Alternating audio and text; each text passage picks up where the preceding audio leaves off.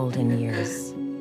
A time to put our feet up and enjoy the fruits of a lifetime of work. This will change your luck. Some elderly folk need assistance to help get them through the day. But not all caregivers have a tender heart.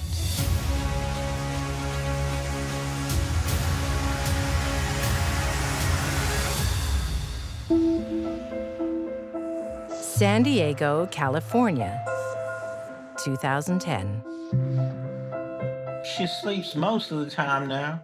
Gerald and Carolyn Rayborn believe they've been delivered an angel Got a new girl. in the form of 44-year-old palliative caregiver Denise Goodwin. Have you cared for many people? Oh, yes, lots of people. She was a trustworthy, caring, giving, Got my diploma. honest, church-going, reliable, dependable mother and trustee. Certificate accreditation trustee diploma. People saw her as a wholesome, bubbly country girl. I love what I do. To 88-year-old Gerald, Denise is a godsend. Carolyn is in the final stages of lung cancer, and he struggles to care for her alone. She was very sick. Gerald took very good care of his ailing wife. Makes me feel great to think that I can help people like yourselves, you know? Denise was there to make sure the house was running and make sure bills were paid. She was a shoulder to cry on. She was there to help him in his hour of need. Hello? Denise doesn't just care for Carolyn, Well, because I'm going to get you out of the house. she becomes a valued companion for Gerald. Denise went out of her way to befriend and be close to Gerald Rayborn. I'm going to take you out of the town. Have fun. She took Gerald places, like to the bank, to the store. Gerald, you need to sign this, please. As an accredited trustee, Denise is qualified to assist Gerald with his finances. Glad of the help, he makes her a signatory for his bank accounts. Gerald Rayborn thought that Denise Goodwin was just wonderful. Are we good? Yeah. Someone he could trust to help with his financial affairs. Gerald asked me to see about getting Carolyn's name off the joint account. Some of Gerald's friends aren't so sure. Why is she on the phone to your bank? I told you, she's my angel. He thought that she was his angel. Don't worry. You sure? I'm sure. On the other side of the country, 48-year-old Geraldine Parish may not be a financial angel, but she gives valuable spiritual advice. And her clients are lining up. She lived a luxurious lifestyle. She had a nice house. She always ate at the best restaurants. She's an inspiration to her niece, 18-year-old Renee Burns. You're such cool stuff. I know how to get what I want. Geraldine went to great lengths to present herself as very fashionable, and I think Renee saw that as an attractive thing. Renee soon learns the dark secret of Geraldine's success. Geraldine was a street preacher, and what she would do is convince people to give her money so their prayers could be answered. You don't want bad luck, do you? She has everyone convinced she has voodoo powers. She had a way of talking them into doing anything. She would cure people, she would take hexes off of them, she'd put hexes on them. But Geraldine has a new business plan. Have you thought about my proposal? Good. She signs up dozens of friends and relatives for life insurance, naming herself as the beneficiary. This will change your luck. Wait, one more. She would manipulate people Why do I need to do this? I'm doing you a favor. and have them do whatever she had needed them to do. Geraldine enlists a business partner for her new venture, Have a seat. 20-year-old Edwin Gordon. And this guy is a loser with a capital L. You know what you're here for, right? He's a sociopath, drug user, drunk, but he will do anything Geraldine says. I don't want anyone to know. They won't. Deal. Done.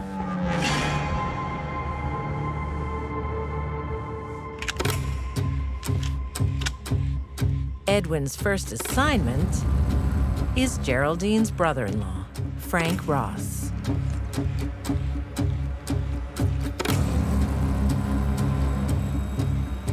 She had an insurance policy on Mr. Ross. Frank worked in a gas station not far from where they lived. And as Frank is going to work, Yo. he just walks up on him and shoots him, kills him. They have no suspects, no leads to go on. Who killed this guy? No indication at that time that Geraldine's involved in any way. No one saw you? I know what I'm doing. Geraldine had a plan, and she wasn't stupid by any means. So where's my money? You'll get paid when I get the insurance money. And so begins Geraldine's lucrative new career as a serial killer. She had a whole binder full of policies that she could pick and choose from. We refer to them as future homicides. That's why she had them marked. And if she needed money, she would take the next one in line. In San Diego, California, Denise Goodwin is also working on a secret business plan. She's convinced Gerald Rayborn she's a gift from heaven. But Denise is no angel. Denise was cunning and manipulative. She knew exactly what she was doing. She had been planning to steal from someone just like Gerald Rayborn long before she even stepped foot in his home. When Gerald's wife, Carolyn, succumbs to cancer, he becomes even more reliant on Denise. But on that very day, she transfers $44,000 from Carolyn's account. Then, over the next 3 weeks, Denise takes everything. She had the bank accounts, got the power to act on his behalf without his say-so any longer. She had complete control. Concerned neighbors call in Adult Protective Services. Can I help you? We need to speak to Gerald Radbourne. But Gerald assures them he's in good hands. Can I help you? We just want to check on you and make sure you are okay. Fine. Thanks to my angel. Okay. The only person left that is going to soon discover that she's taking some of his money is Gerald Rayborn. But just weeks after his wife's death, Gerald suddenly leaves town. Oh no, Gerald has met someone and they're off in Las Vegas. Denise breaks the news to his family. Denise explained that he had met someone new. Yeah. He had run away with a woman named Carmen and wanted to be left alone. Oh, he's very happy. Jerry would eventually call them when he saw fit, when he was ready to do so. Okay, yeah. If I hear from him, I'll definitely let him know. 4 months go by without any contact. Denise said that Gerald and his new wife were in Mexico. That, of course, again, seems suspicious to the family members. They didn't think that he would take off and run to another country. Gerald misses family celebrations, including his daughter's birthday. I guess the breaking point for her was when she didn't get the birthday card that she got every year of her life that her father never missed. She files a missing persons report. No one has spoken to Gerald since October 21st, 2010. Gerald Rayborn ceased to exist. He was erased that day. In Baltimore, Maryland, making people disappear is Geraldine Parish's specialty. Her niece Renee is watching and learning. And Renee wants to know, how can I get rich like you without working? So Geraldine takes her in under her wing, and she says, I have a new victim. Oh, yeah. Surprise. 48-year-old Albert Robinson is one of Geraldine's 8 husbands. You've always been my favorite husband. Come on over here and get in. And Albert was kind of a street guy, alcoholic who would basically do anything for booze. They say, hey, let's go out drinking.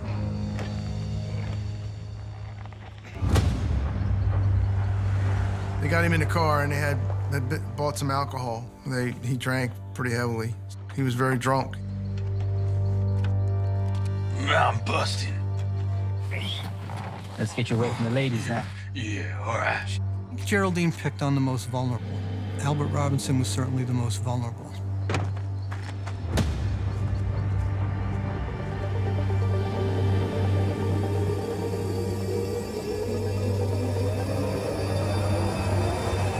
They take him over to the bushes and kills him. Albert is found on the train tracks. Geraldine gets the $10,000 check in the mail. She pays her accomplices. Life goes on. For Geraldine, people are investments. And when the time is right, she cashes them in. It's done. You learning? With Geraldine, it was just what was best at the time, what was the easiest thing at the time. She was very calculated. Her next target is very close to home. Her housekeeper, Helen Wright. Poor Helen Wright never knew what hit her, and she was living under the same roof. Miss Wright had come into some money a couple months before her murder. One night, Geraldine suggested they go to the Chinese store to buy some food. But you know what? Helen never comes back because she is met with a bullet to the back of the head.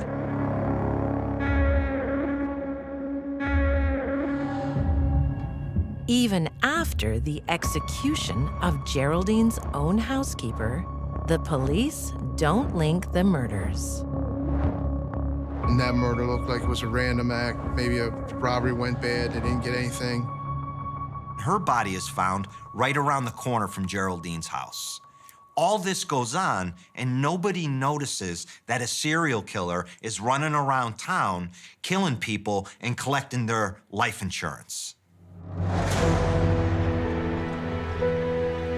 In San Diego, Denise Goodwin also manages to avoid suspicion after the disappearance of 88-year-old Gerald Rayborn. Her deadly plan to get rich quick begins a year earlier as she observes her mother's work. That's one of the ethical standards, and we'll go into that more later on in the course. There's so many rules. Denise's mom is a fully qualified trustee for the elderly. But Denise takes a shortcut to accreditation. Denise Goodwin took those diplomas and forged her name on them and then was able to use those diplomas to represent that she had actually gone through the courses that her mother had attended. In 2009, Beef chicken? her fake credentials land her a job as sole caregiver How about some carrot? I like carrot. Yeah. to 95-year-old dementia patient Seward Norris. Oh, this looks delicious. When Denise was put in charge of Mr. Norris's health care, she won the lottery. Seward, I have some paperwork for you to sign for me. It's just a little document, and I'm going to take care of the rest, okay? She dupes Seward into giving her financial authority and channels $44,000 into her own account. Mr. Norris had a number of old life insurance policies, and what Denise Goodwin did is she created the surrender forms with Mr. Norris's signature on it. Very well done. And that resulted in a $44,000 payout from the life insurance company.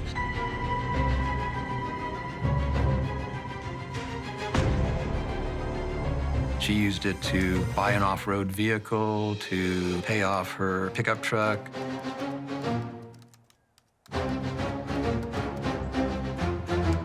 Pay her taxes, to pay her credit card bills. Within about 3 weeks, the $44,000 was gone.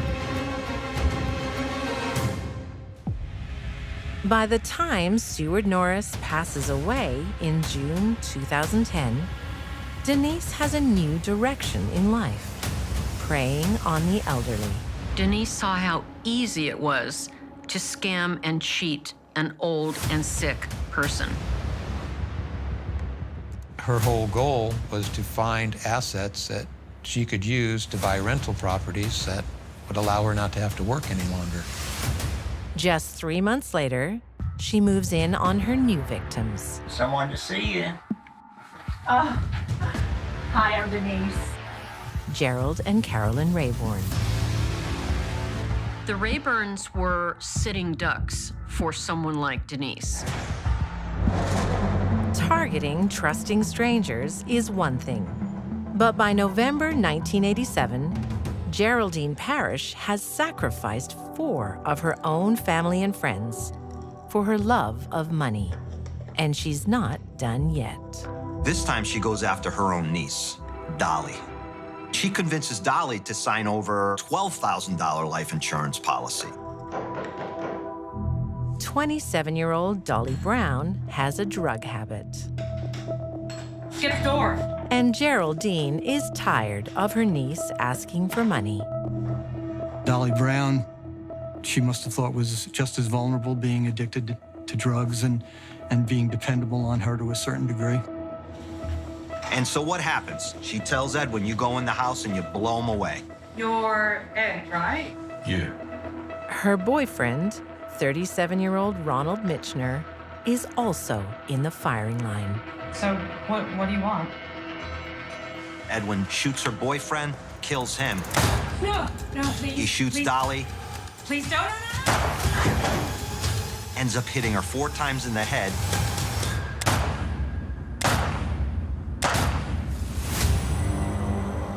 That murder looked like Mr. Mitchner was the intended victim, and it may have been a drug deal going bad, and Dolly was just a bystander, when actually Dolly was the intended victim because the insurance policy was on her. But Dolly lives. She survives, but never accuses Geraldine. They were afraid of her. People in the neighborhood knew these people were dying, and the other people were just scared to death of her, so nobody really told. Geraldine wanted to project that she was this dark priestess voodoo who could do anything. But what she was the embodiment of evil. That's what she was. Police in San Diego also lack solid evidence against Denise Goodwin in the disappearance of Gerald Rayborn. Denise was probably feeling pretty comfortable and pretty good that she'd gotten away with it. We don't have a crime scene. We have no evidence of any harm actually being inflicted on Gerald Rayborn. His body has never been found. She was able to successfully dispose of all evidence of what happened to Gerald Rayborn. With Gerald out of the way, Denise cashes in his assets and puts the house on the market. The residence is sold, and Denise Goodwin is paid $350,000 in a check made out to her as trustee. In all, she steals $600,000 and uses it to buy investment properties. So she's pretty much used all of Gerald Rayborn's money to create the little rental empire that she wanted. There's just one thing Denise hasn't counted on: bank security. Law enforcement, investigators, banks, they can follow the money. Wire transfers are traceable. Denise is arrested as she tries to leave the country. She was found boarding an airplane headed off to what she told police was a European vacation. To this day, Denise hasn't admitted to Gerald's murder.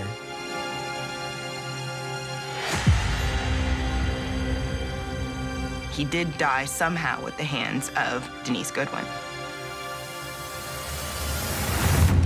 She had reason to kill him. She had motive. Whether he was hit over the head, strangled, suffocated, poisoned, he died. And his remains have been successfully disposed of. She's convicted of first-degree murder and fraud against the Rayborns and Seward Norris. In 2014, Denise Goodwin is sentenced to life with no chance of parole. Denise was no different than any other psychopath in that she thought she could cover everything up and lie her way out of it.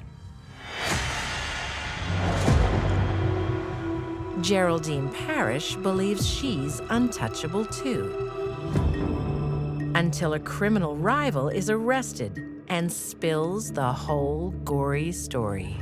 And he says to us that Edwin Gordon has been killing people for Geraldine Parish for years. You didn't know that? And we're like, no, we didn't know that. So that's when he tells us about the Helen Wright murder and the Frank Ross murder and the Albert Robinson murder.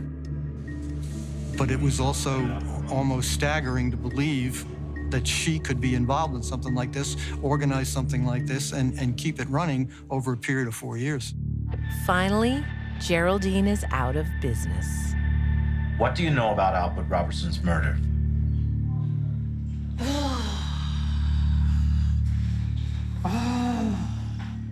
But she attempts to use her voodoo reputation to keep out of jail.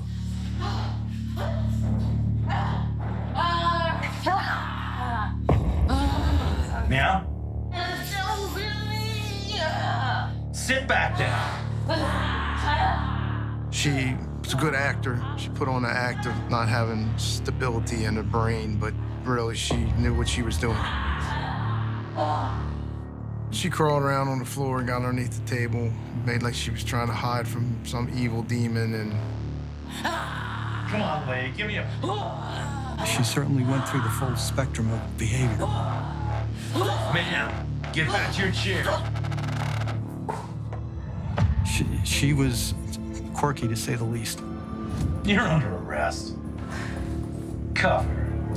In 1989, Geraldine Parish faces justice for the first of her many victims, Albert Robinson. She's sentenced to life without parole. A month later, she pleads guilty to 3 more murders and 3 attempted murders. and she ended up getting 6 consecutive life sentences on top of the first life sentence that she got. In 2004, at the age of 68, Geraldine dies behind bars. She had no remorse for any of her victims, husbands, family members, friends. It didn't matter. Geraldine, you could say she was a self-made entrepreneur. Her business? Serial murder. If a con artist is doing a good job, thank you, dear, their victim will never know they've been robbed. By the time the crime's discovered, the money's long gone. There's some presents for you, too. Or the victim is already dead.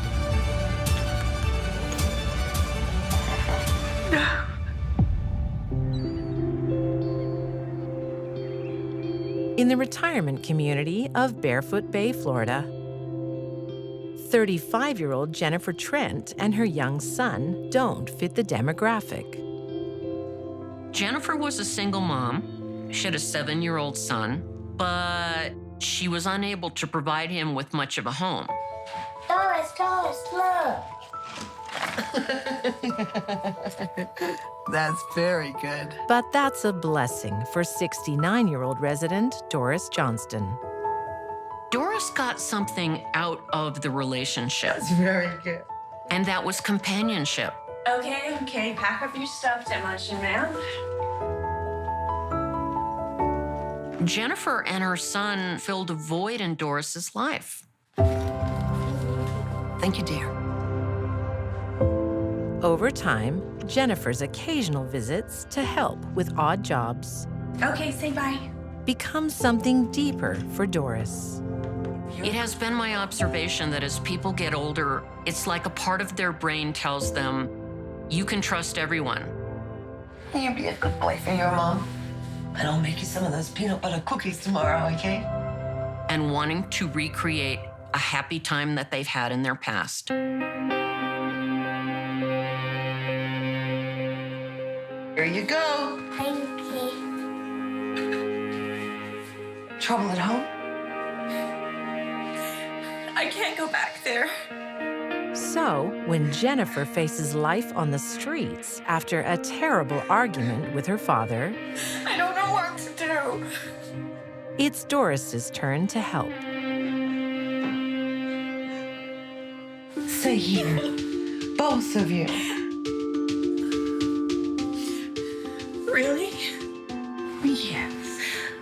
Thank you. She made an incredible offer that Jennifer and her son could live rent-free. It was a gift from heaven.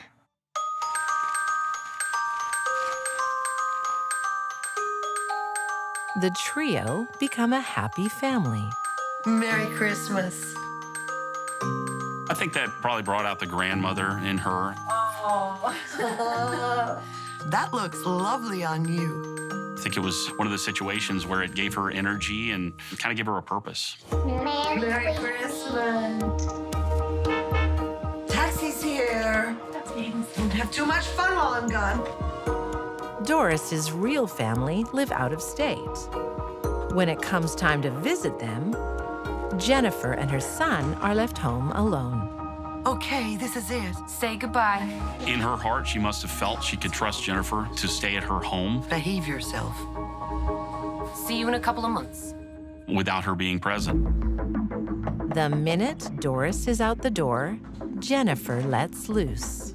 Hi. Hey. How are you? For Jennifer, that was like being given the keys to the castle. She had the run of the house, the run of the finances, and it was simply a situation where she became Doris Johnson.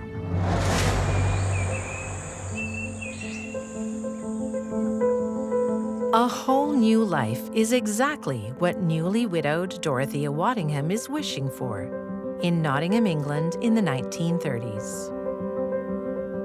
After Dorothea's husband died, she'd have been in quite a difficult situation with 3 small children to bring up.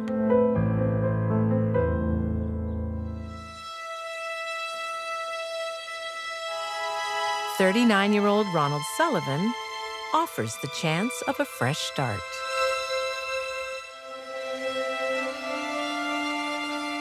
Ronald was a decorated World War I veteran who'd won medals for gallantry. Ronald, how kind of you to come. How are you? Friendship turns to love. Better for seeing you. And Ronald moves in. She formed a relationship with Ronald Sullivan. They had a further 2 children, but they never did marry. But they can never seem to get ahead. You okay? Just. So there were 5 children in the family by 1935. The oldest was 10, and the newest had only just been born. It was no doubt a considerable financial strain to bring up these children. Found anything? I should have stayed in the army. There's not much work for an ex-soldier in the 1930s. I've got an idea that I think will make us a lot of money. How? Leave that to Nurse Dorothea. Dorothea hits on a lucrative idea of running a nursing home. They had a big home, so she decided to take in some elderly sick people and care for them. There's just one problem. Sugar? She has no medical qualifications. So she lies to authorities. Nurse Waddingham, Have you ever worked in a nursing home? Yes, I have. I think caring for the elderly is my calling. Even though she passed herself off as Nurse Waddingham, she was certainly never qualified as a nurse. But the new enterprise is quickly approved and welcomes its first clients, 87-year-old Louisa Baguli and her daughter Ada. Dorothea is in business, but it's not very lucrative.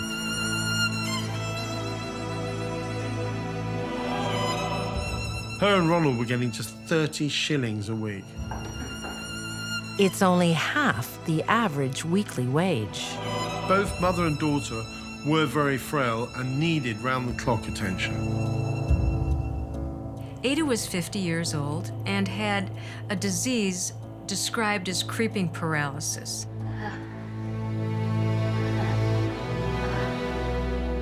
I hope you're comfortable here. I'm pleased we're here together. In those days, creeping paralysis referred to multiple sclerosis. It means both Dorothea's patients are labor-intensive.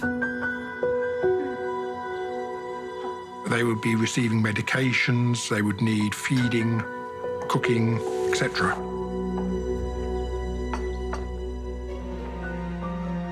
What? No, I'm exhausted. I don't know how aware Dorothea was initially of how much care the Bagleys would need, but it soon became clear that it was a great deal more than she thought it was worth. Dorothea needed money. Taking care of these two elderly women was much harder than she thought. Nurse Dorothea, can you come here, please? I'm coming!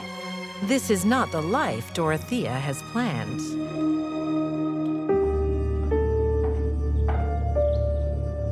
She decides to make some adjustments. Is something wrong? You and your mother will have to leave. No. Why? You require too much care. I'm arranging for you to go to a workhouse. Workhouses were fairly harsh places where you expected to work for your living. Food was fairly meagre. No, please, no. Mum won't survive. I feel I won't either.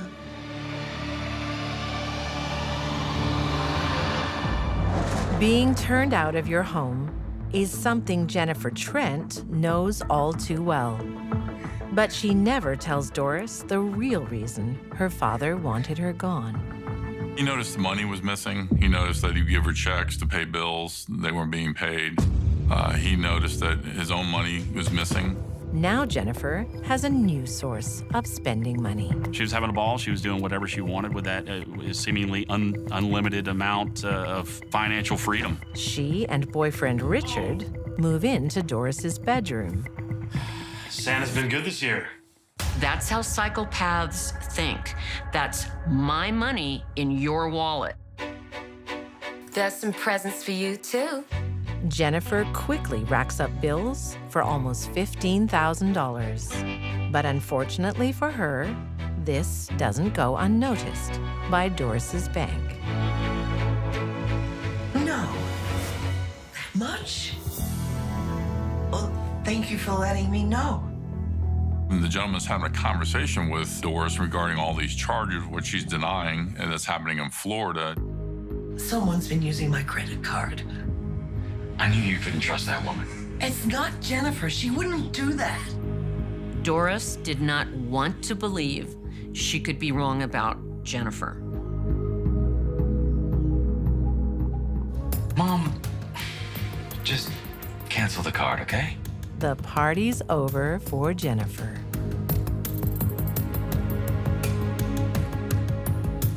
Doris was going to be coming home. It's coming to a head. I think the boiling point is coming.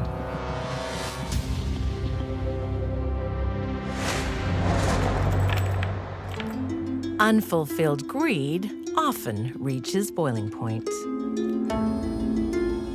Dorothea Waddingham hits hers when her hard work goes unrewarded. She threatens to send her frail patients to a workhouse. No, please, no. Well, there may be a way you can stay. Dorothea will allow mother and daughter to stay if Ada changes her will. Mrs. Bagley, so good to see you again. And how are you, Ada? I'm fine, thank you. On May 4th, Ada summoned her solicitor and said she wanted to change her will. Are you sure about this? Absolutely. Well, in that case, I just need you to read through it and make sure everything's in order. She would leave about £1,600 to Ronald and Dorothea on condition that they looked after her and her mother for the rest of their lives.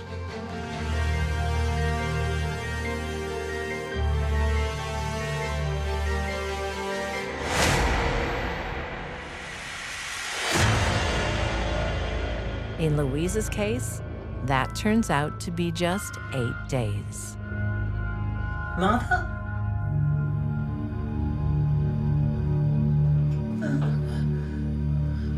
Mother?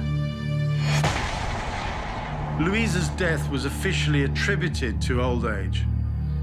Mummy, are you all right? Oh, Mom! Help, please! Please, somebody help me!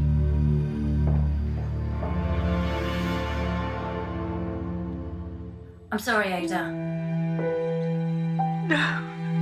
The death of 87-year-old Louisa Bagley halves Dorothea's workload.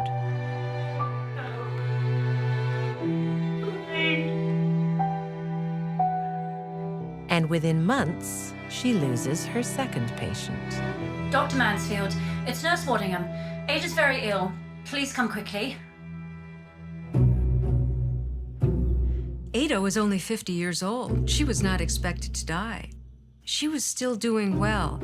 Her physician thought that death was not imminent. I'm afraid she's gone.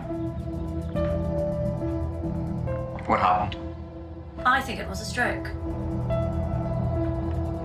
There was nothing to suggest that Ada had died of anything else. She came in with her mother, who died recently. That was good enough for him, so that's what he recorded on the death certificate.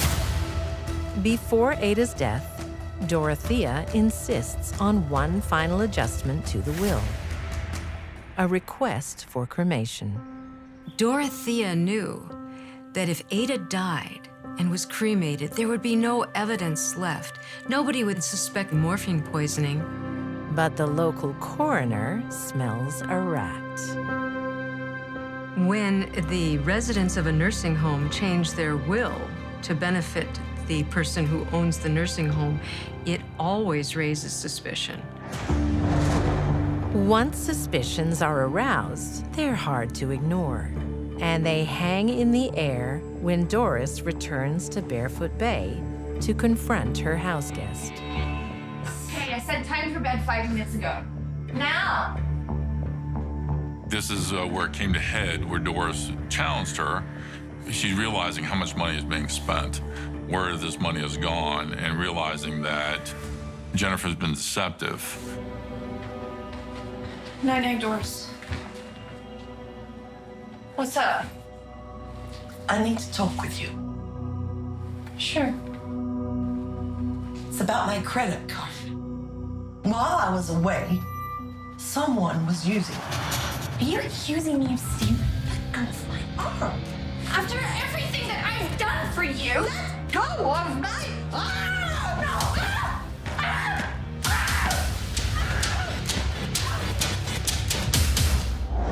No! Jennifer attacks Doris, and Doris is standing up because she's trying to protect herself. She's got some bruising that's on the back of her hand. And at some point, she goes to the ground. And Doris ended up with a head injury. It was not an accident that Doris got hurt. Jennifer didn't want her around anymore. And at some point, Doris becomes unconscious. Jennifer drags Doris to the laundry area outside of her home and just leaves her there. This was in January, and in Florida, the temperatures around that time of year were in the 50s. The cold brings Doris back from the brink. She's still alive. But rather than finish the job, Jennifer decides to let nature take its course, expecting Doris to die within hours. She continued to go in that room. It was business as usual as Doris laid right there on the floor, not dead. Hours turn into days.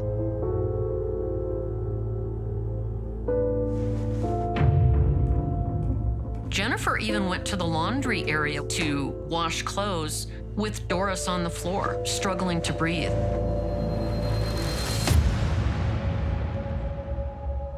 Hurry up and die, you old bag. Someone that has been kind, open arms, open heart. And this is what you've done to this person.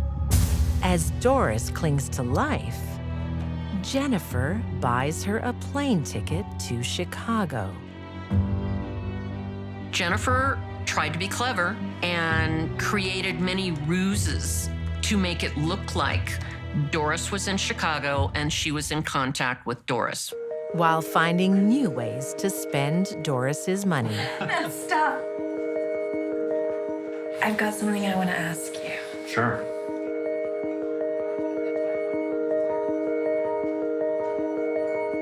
Will you be my husband? Hell yes. It's even an engagement ring. So she felt that this was her money to do with what she wanted to do with it. She bought her son an Xbox and her boyfriend an airplane ticket with Doris's credit card. Seriously? Anything for my future husband. Oh my God. Jennifer's self-esteem was tied to having things that she could buy and a man in her bed. Everything is going to plan, except for one thing. After 4 days, Doris is still alive in the laundry. Jennifer can't wait any longer. She grabbed a plastic bag and essentially wrapped it around her head and suffocated her. Let me in! No! Don't play up in the house!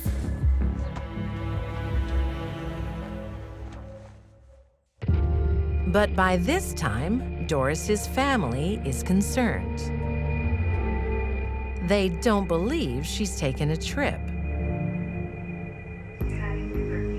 And on January 22nd, 2015, they asked the police to check on her welfare. A very observant cop noticed some things just weren't right. He's walking around. He's seeing a lot of receipts. He's seeing an Xbox. He's seeing a TV. And what's out here? It's the laundry shed. She doesn't let anyone go in there. Well, that sent up a pretty large red flag. I'll need to have a look.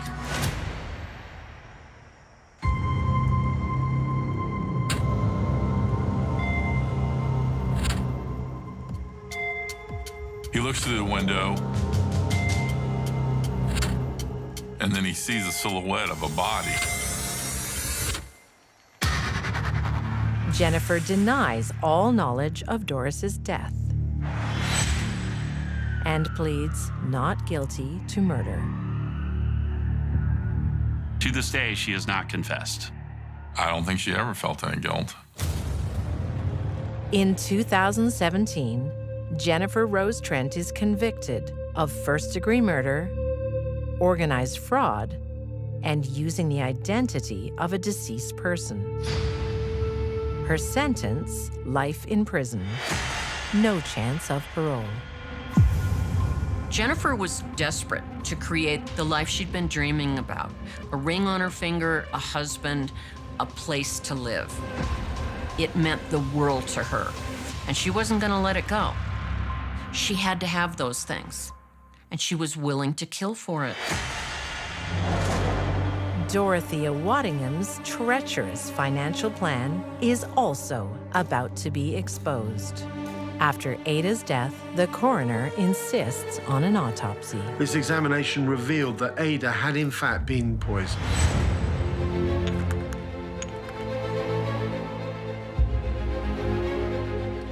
The physician who did the autopsy found more than 3 grains of morphine in her stomach. So this was a toxic, lethal overdose.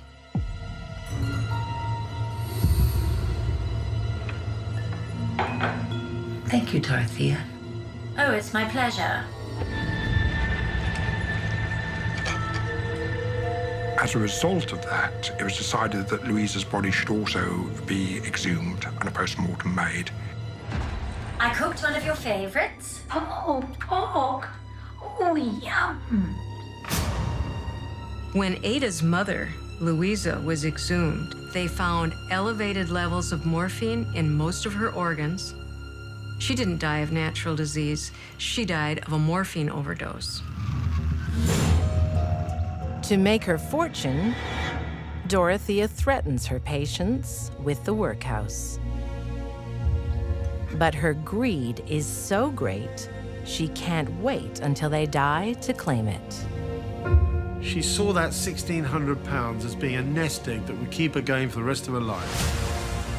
Dorothea Waddingham is convicted of 2 counts of murder. She's sentenced to death, and in 1936 is hanged. Dorothea got greedy. She got impatient. She wanted her money, and she didn't want to care for those ladies.